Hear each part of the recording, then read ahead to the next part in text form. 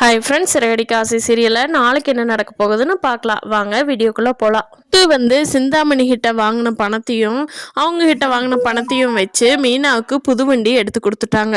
அந்த புதுவண்டி பார்த்துட்டு நம்ம ரோஹிணிக்கு வர்ற கோபம் இருக்கே, மீனா மேலே இன்னுமே எக்ஸ்ட்ரா கடுப்பாயிருது ரோஹிணிக்கு. சும்மா விடக்கூடாதுன்னு நினைக்கிற ரோஹிணி சிட்டியை பார்க்க போகிறாங்க.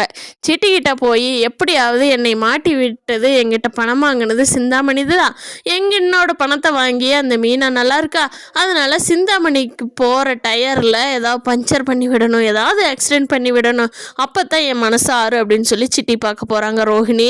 அந்த சிட்டிக்கு ரொம்ப க்ளோஸு தான் சிந்தாமணி. இது தெரியல ரோஹிணிக்கு.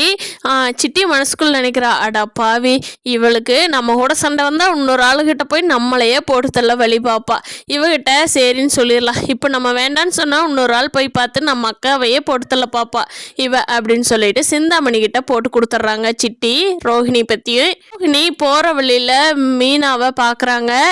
இரு, உன்னை நான் வச்சுக்கிறேன் அப்படின்னு மனசுக்குள்ளேயே நினச்சிட்டு முத்தவியும் மீனாவையும் நினச்சிட்டு போயிட்டுருக்காங்க.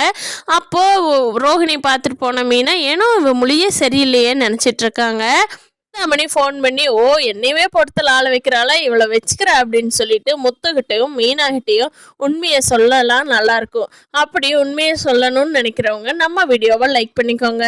பார்க்கலாம் ஃப்ரெண்ட்ஸ், ரேடி காசி சீரியலில் அடுத்தடுத்து என்ன நடக்க போகுதுன்னு. இந்த சேனலை இன்னும் சப்ஸ்கிரைப் பண்ணாதவங்க சப்ஸ்கிரைப் பண்ணிக்கோங்க. தேங்க்யூ.